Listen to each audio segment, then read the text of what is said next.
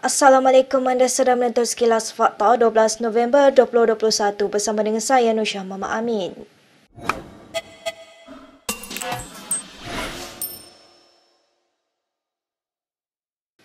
Najib Razak menyelar Muhyiddin Yassin kerana masih menjaja dakwaan dipecat daripada UMNO dan sebagai timbalan Perdana Menteri kerana mempersoalkan isu 1MDB.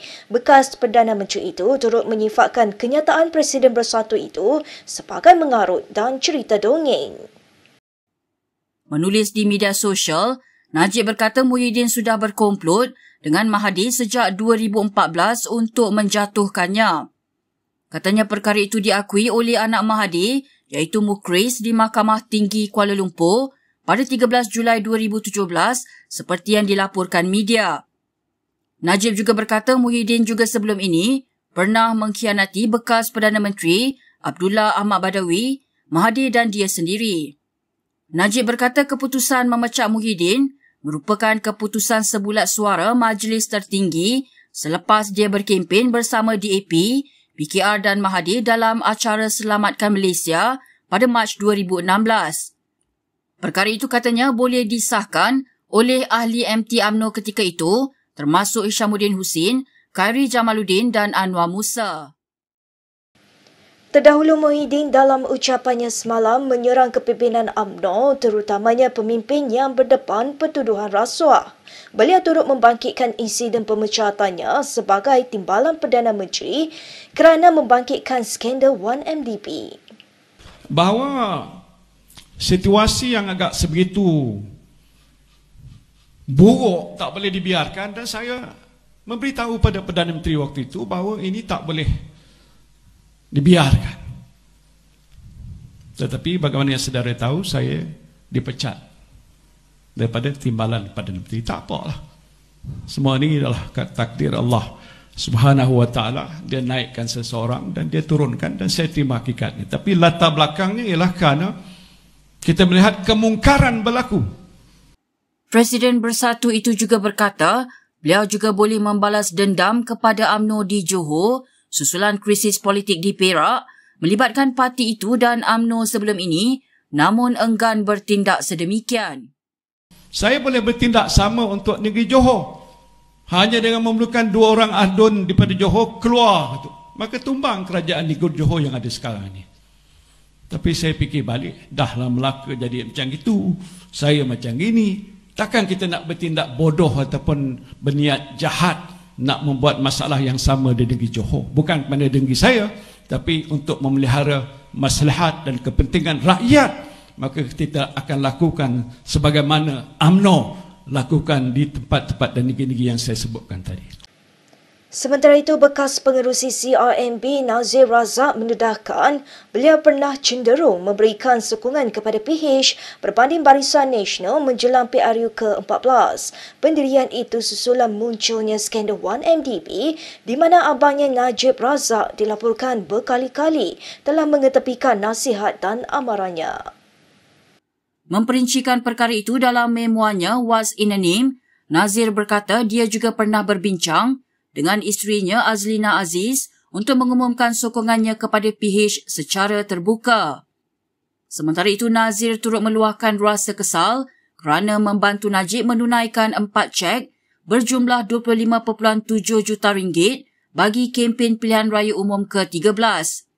Bagaimanapun pada 2016, Akhbar Wall Street Journal mendedahkan bahawa cek itu datang daripada akaun Najib di mana wang 1MDB yang diseleweng telah disalurkan. Nazir berkata pendedahan itu mengecewakannya dan mendorongnya mengambil cuti sebagai pengerusi CIMB bagi membolehkan siasatan dalaman dijalankan. CIMB kemudian mendapati bahawa Nazir tidak menyalahgunakan kedudukannya dalam menunaikan cek berkenaan.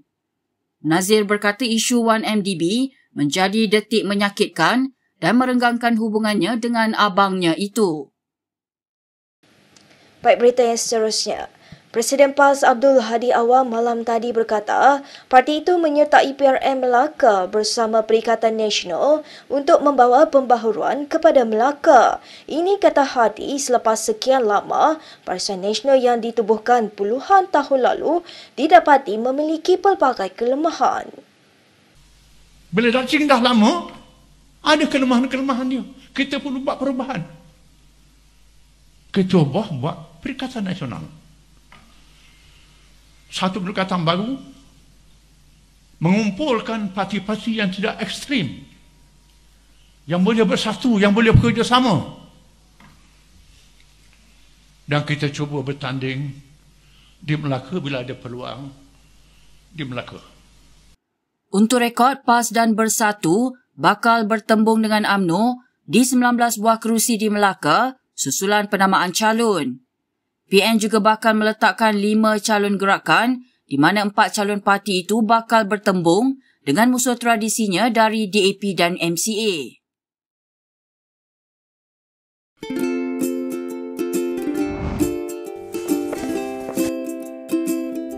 Shellfish, red meat, and beer. If you love indulging in these foods, you may end up with high uric acid level in your blood. These foods consist high level of purine, a substance that will eventually break down into uric acid and be excreted through our urine. It is recommended that the amount of dietary purines should be kept between 600 to 1,000 milligrams per day. Having too much uric acid in your blood can cause attacks of gout. It can also cause kidney stones and blockage in the kidney. The crystallization of the excessive uric acid in your blood can be eased by reducing purine-rich food to only 100 to 150 milligrams daily, maintaining a healthy lifestyle, and consuming urinary alkalinizer like Ural.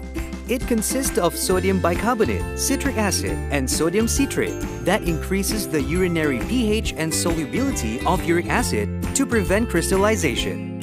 Best of all, it's lemon-flavored and sugar-free. Ural, effective urinary alkalinizer.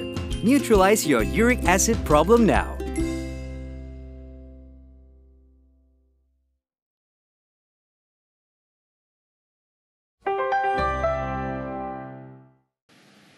Baik, kita ke perkembangan seterusnya.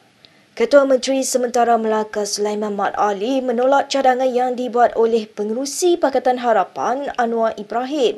Ini agar satu debat terbuka diadakan antara calon Ketua Menteri daripada 3 gabungan utama yang bertanding dalam PRN Melaka.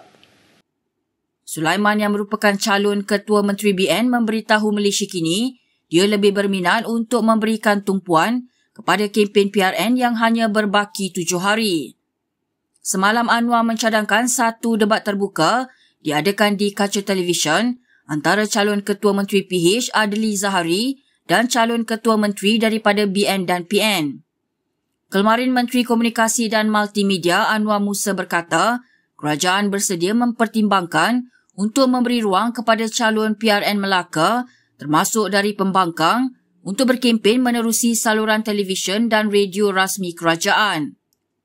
Sementara itu, Pengerusi Bersatu Melaka, Muhammad Rafiq Naiza Muhyiddin, yang juga Pengerusi PN Melaka ketika dihubungi, enggan mengulas mengenai debat yang dicadangkan Anwar. KKM dan pihak polis didakwa telah secara salah menyerbu mesyuarat Majlis Presiden PH di sebuah hotel 2 hari lalu. Menurut Ketua Penerangan PKR Fahmi Fazil, rombongan pihak berkuasa tiba di Hotel La Crista di Melaka dan menyerbu mesyuarat itu sambil mengambil gambar hadirin. Jadi ini adalah satu tindakan yang hanya kita dengar berlaku kepada Pakatan Harapan. Saya tak pasti sama ada mesyuarat-mesyuarat, sama ada Barisan Nasional ke, Perikatan Nasional ke, adakah pihak KKM dan PDRM berani untuk serbu masuk, untuk mengambil gambar dan melakukan, bagi saya ini adalah satu bentuk intimidation yang tidak patut berlaku. Tambahnya serbuan itu hanya berhenti selepas 3 ahli majlis yang kebetulan menganggotai Jawatan Kuasa Pengurusan Pandemik COVID-19 Kerajaan Pusat menjelaskan peraturan kerajaan yang membenarkan parti politik mengadakan mesyuarat. Fahmi turut menyebut beberapa insiden yang berlaku, antaranya anggota PH tidak dibenarkan memakai baju berlogo parti ketika mengedarkan risalah. Kata Fahmi, peraturan itu terlalu ketat dan perlu dikaji semula untuk pilihan raya Sarawak dan pilihan raya umum akan datang. Baik, berikut beberapa lagi ringkasan berita untuk hari ini.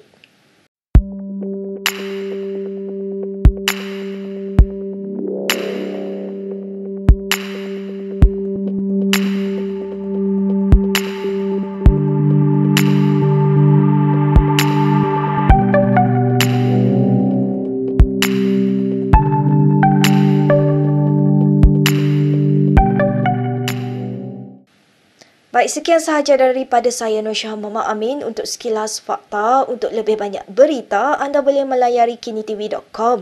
Anda juga boleh mengikuti kami di Instagram, Twitter, YouTube dan Facebook. Salam hormat dan selamat berhujung minggu.